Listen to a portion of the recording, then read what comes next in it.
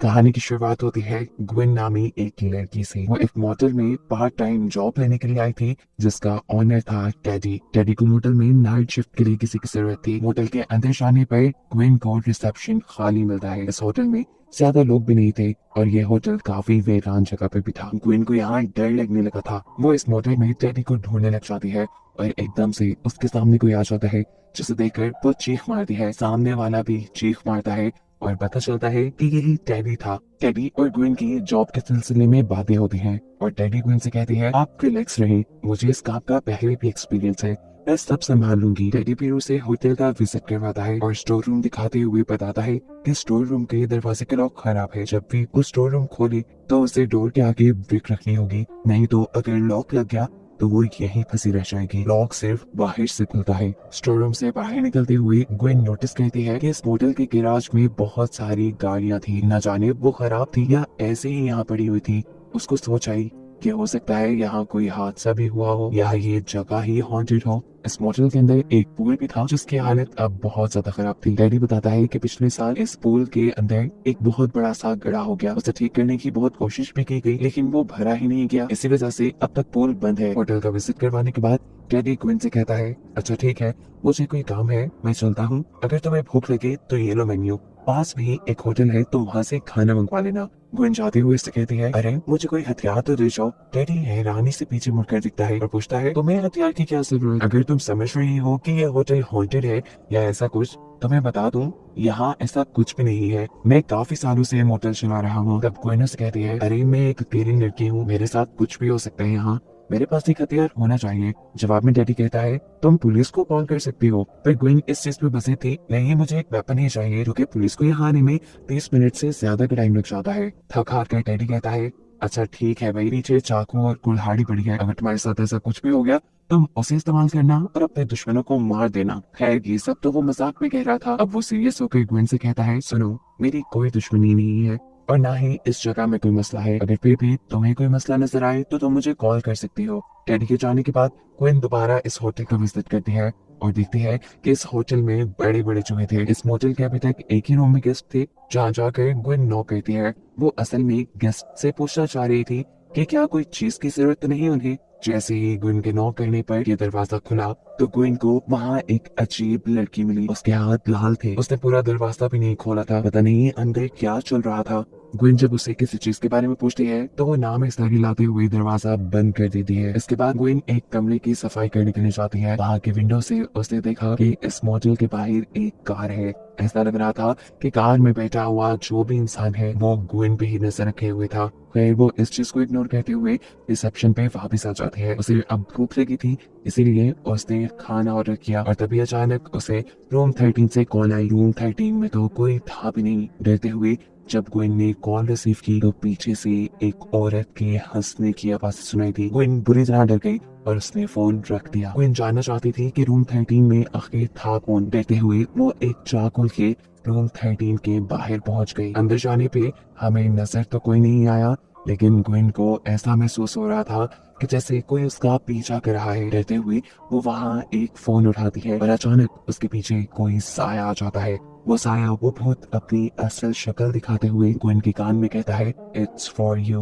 अपने कान में ये आवाजें सुनकर ग्वेन बुरी तरह घबरा गई। उसके हाथ पांव फूल गए और एक ही सेकंड में वो उल्टे कदमों कमरे से बाहर निकल आई। यहाँ रूम 6 वाली लड़की जिसका नाम एलिस था वो ग्वेन को देख चुकी थी। उसे घबराया हुआ महसूस करके वो उससे पूछती है, तुम ठीक तो हो? कुछ ना समझते हुए ग्वेन बस हाँ में ही सर हिला पाती है। हमें पता चला कि एलिस एक अच्छी लड़की थी और हमने जो इससे पहले उसके हाथ लाल देखे थे वो फोन से लाल नहीं थे, बल्कि वो तो अपने बाल ड्राई कर रही थी। अभी भी उसके रूम का हेयर ड्रायर खराब हो गया था। वो तो बस उसे एक्सचेंज करवाने के लिए ग्वेन के पास आई थी। ग्वेन उसे लेकर स्टोर रूम में चली जाती है और वहाँ जाके वही गलती कर देती है जो उसे नहीं करनी थी। उसने डोर के सामने ब्रिक नहीं रखी और ऐसे डोर लॉक हो गया। ग्वेन और एलिस दोनों ही घबरा गई। ग्वेन ने उसे बताया कि अब तो ये सुबह ही खुल पाएगा क्योंकि डैडी सुबह को आएगा। अचानक एलिस को फील होता है कि उसके कंधे पे किसी ने हाथ रखा। देखने पे पता चलता है कि वो तो एक बड़ा सा चूहा था और ये चीज महसूस करने पे एलिस और भी ज्यादा घबरा कर चीख मारती है। उसे जो से घिन आ रही थी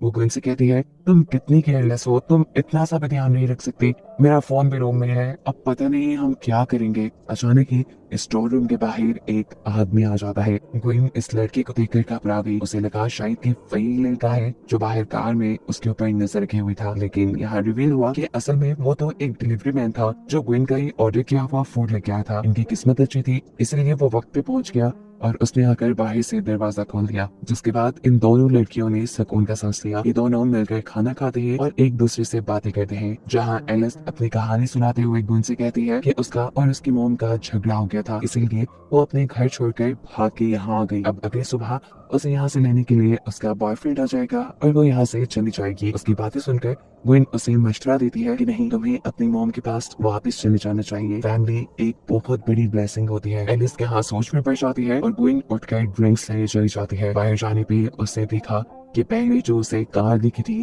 वो कार अभी भी इस मोटल के बाहर थी और उसमें से अभी भी कोई ग्वेन के ऊपर नजर रखे हुए था। पहले तो ये ग्वेन का शक हो सकता था, लेकिन अब तो ग्वेन को कंफर्म हो गया था कि कोई उसके ऊपर नजर रखे हुए है। घबरा कर जब वो होटल के अंदर आती है तो उसके हाथ से बॉटल्स भी गिर जाती है। एलिस उसे एक और मरतबा घबराए देखकर उससे पूछती है क्या हुआ। वो नीचे कांच को उठाने में भी ग्वेन की मदद करना चाहती थी, लेकिन यहाँ ग्वेन ने उसे डांट दिया, ये कहते हुए कि प्लीज यार मुझे दूर हो जाओ। एलिस को बुरा तो लगा, लेकिन वो चुपचाप यहाँ से साइड पे हो गई क्योंकि वो ग्वेन की दिमागी हालत समझ सकती थी। कुछ देर बाद हम देखते हैं कि ग्वेन दोबारा अपनी ड्यूटी पे है। यहाँ पर एक अमीर कपल एक रूम लेने के लिए आता है। ये कपल बहुत ही अजीब, बहुत बदतमीज था। वो ग्वेन से बदतमीजी कहता है, इसीलिए गुस्से में ग्वेन भी उनसे 1 घंटे के बजाय पूरी रात का चार्ज करती है। हालांकि उन्हें रूम सिर्फ 1 घंटे के लिए चाहिए था। यहाँ ये लड़का भी ग्वेन के मुंह पे पूरी रात के पैसे मारते हुए अपने रूम में चला जाता है।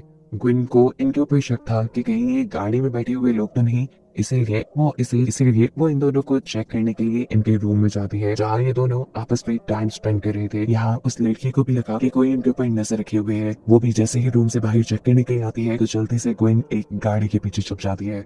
उस औरत के वापस रूम में जाने पर ग्वेन वहां से चली जाती है। वो पूल के करीब से जब गुजरी तो उसे लगा कि पूल के अंदर कोई चीज हिल रही है। जैसे ही वो उसे देखने के लिए करीब जाती है तो एकदम से पुल का स्टैंड टूटकर वो पुल के अंदर गिर जाती है। उसके पुल के अंदर गिरते ही पुल के गड्ढे में से एक औरत बाहर निकलती है, जो ग्वेन को पकड़कर इस गड्ढे के अंदर खींचने लगी। ये औरत तो नहीं थी, एक भूत ही था, जिसे देखकर ग्वेन भी जोर जोर से चिल्लाने लगी। उसके चिल्लाने की आवाजें एलिस ने भी सुन ली और वो उसकी मदद के लिए आई। जैसे तैसे एलिस ने उसे इस पुल से बाहर निकाल लिया और इसके बाद पूछा, तुमने पुल में क्या देखा। ग्वेन को लगा कि अगर वो सच बता देगी तो एलिस उसे पागल समझेगी, इसलिए वो एलिस से कहती है, कुछ नहीं, बस मैं वैसे ही पुल में स्लिप हो गई थी। एलिस और ग्वेन दोनों रूम में आ जाते हैं और एलिस ग्वेन से एक और मरतबा पूछती है, बताओ ना तुमने पुल में क्या देखा था, क्या तुम्हें नहीं पता कि ये जगह हॉन्टेड है। उसकी ये बात सुनकर ग्वेन के तो चेहरे के तोते ही उड़ गए, क्योंकि उसे इस जगह की हकीकत नहीं पता थी। एलिस ग्वेन से कहती है, हाँ, इस जगह के बारे में बहुत सी कहानियां मशहूर हैं, इसीलिए तो मैं यहाँ आई, क्योंकि मुझे पता है कि कोई मुझे ढूंढते हुए यहाँ तक नहीं आएगा।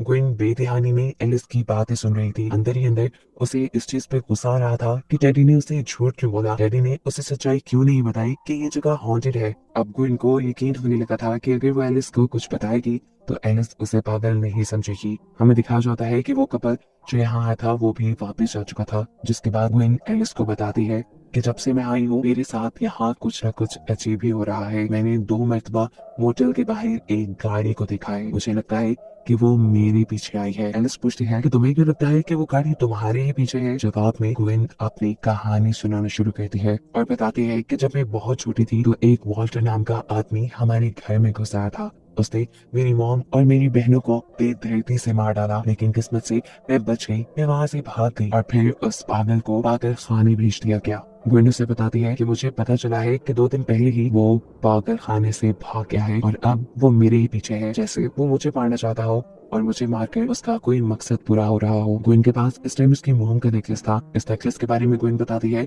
कि जिस दिन मेरी मोम की डेथ हुई ये नेकलेस भी उन्हीं के साथ गायब हो गया और अब 2 दिन पहले मुझे मेल बॉक्स में ही मिला है। मुझे लगता है कि ये नेकलेस वो किलर ही ले गया था और अब उस नेकलेस का मेल बॉक्स में भेजना मेरे लिए वार्निंग साइन है। एलिस को उसकी कहानी सुनकर बहुत ज्यादा बुरा लगता है और साथ ही साथ खौफ भी आता है। वो ग्विन से कहती है तुम्हें फौरन इस चीज के बारे में पुलिस को बता देना चाहिए, लेकिन ग्विन कहती है नहीं, मैं ऐसा नहीं कर सकती क्योंकि इस कहानी पर तो मेरा सिर्फ शक है, मुझे यकीन नहीं, शक की बुनियाद पे मैं पुलिस को कुछ भी नहीं बता पाऊंगी। लेकिन अब ग्विन ने फैसला कर लिया था कि वो यहाँ से चली जाएगी। जाने से पहले वो एलिस से कहती है तुम अपना दरवाजा अच्छे से बंद कर लेना और सुबह होते ही यहाँ से चली जाना। तब एलिस कहती है हाँ मैं चली जाऊंगी, मैंने तुम्हारी बातों के बारे में सोचा और मुझे एहसास हो गया कि मेरी मॉम मुझे बहुत प्यार करती है। मैं सुबह होते ही उनके पास लौट जाऊंगी और उनसे माफी भी मांग लूंगी। इससे पहले कि ग्विन यहाँ से निकल जाती, वो रिसेप्शन के पास जाती है अपनी चीजें लेने के लिए, जहाँ उसे सीसीटीवी के अंदर बाहर किसी का भूत नजर आता है। एकदम से वही भूत उसके पीछे भी आ गया और ये देखकर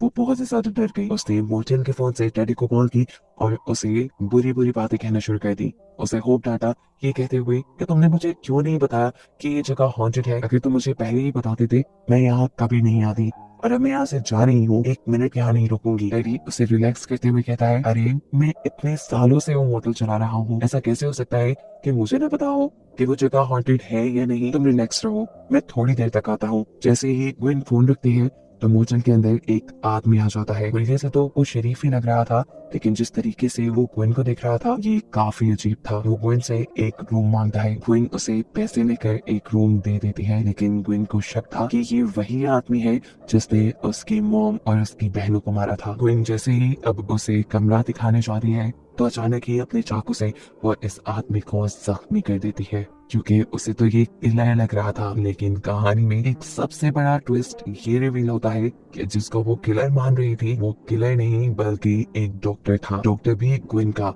वो कोई किलर नहीं था बल्कि किलर असल में ग्विन ही थी। यानी हकीकत ये है कि ग्विन एक पागल थी, एक साइको थी और उसे मेंटल हॉस्पिटल में रखा गया था। 2 दिन पहले ग्विन ही वहां से भाग निकली थी और सालों पहले जो उसकी मॉम और उसकी बहनों का मर्डर हुआ था वो भी ग्विन ने खुद ही किया। लेकिन वो इस चीज को कभी मानती नहीं थी, वो सिर्फ उसी कहानी को मानती थी जो उसने दिमाग में बनाई हुई थी। यहाँ जो उसे भूत बार बार नजर आ रहे थे वो भी सिर्फ उसके इल्यूजन्स थे। ये जगह सच में हॉन्टेड नहीं थी। ये डॉक्टर जो यहाँ आए थे वो ग्विन को पकड़ने के लिए ही आए थे, क्योंकि वो जानते थे कि ग्विन कितनी खतरनाक है। इस टाइम डॉक्टर के साथ 2 नर्स भी थे, जिन नर्स को भी ग्विन बेदर्दी से मार देती है। एलिस को भी जब हलचल की आवाज महसूस हुई तो वो भी अपने कमरे से बाहर निकल आई, क्योंकि उसे पता था कि ग्विन के ऊपर कोई हमला करने आने वाला है। वो ग्विन की जान बचाने के लिए जैसे ही दूसरे कमरे में आती है तो दिखती है कि वहाँ ग्विन के बजाय किसी और की लाश है। ये डॉक्टर की लाश थी जिसकी जुबान को भी काट कर नीचे फेंक दिया गया था और ये काम ग्विन ने किया था। ग्विन अब होश में नहीं थी। एलिस भी उसे देखकर बुरी तरह डर गई। यहाँ एलिस जो इन सारी चीजों को देखकर कंफ्यूज और परेशान थी, ग्विन उसे भी यहाँ से भागने का मौका नहीं देती और बेदर्दी से मार देती है। थोड़ी देर बाद इस मोटल का मालिक टेडी यहाँ आता है, जिसे भी ग्विन नहीं बख्शती और मोटल के अंदर आने से पहले ही कुल्हाड़ी से उसके ऊपर हमला करते हुए उसका भी मर्डर कर देती है। सीन कट होकर अब कहानी हमें कुछ हफ्तों बाद के दिखाई जाती है, जहाँ देखने को मिलता है कि ग्विन अब इस जगह की ऑनर बन चुकी है। उसने इस मोटल को बहुत अच्छे से रेनोवेट भी कर लिया है। एक गेस्ट ग्विन के होटल में बुकिंग के लिए आता है। ग्विन बहुत अच्छे से उसका वेलकम करती है, लेकिन कहीं होटल के एक दीवार पे हमें खून का निशान दिखाया जाता है, जो इस बात की तरफ इशारा था कि ग्विन के होटल में जो कोई भी आता था ग्विन उसे मार देती थी। ग्विन शायद अब अपने इस नए कस्टमर को भी मार देती, जिसके साथ बातें करते हुए ग्विन को दिखाते हुए ये कहानी यहाँ खत्म हो जाती है।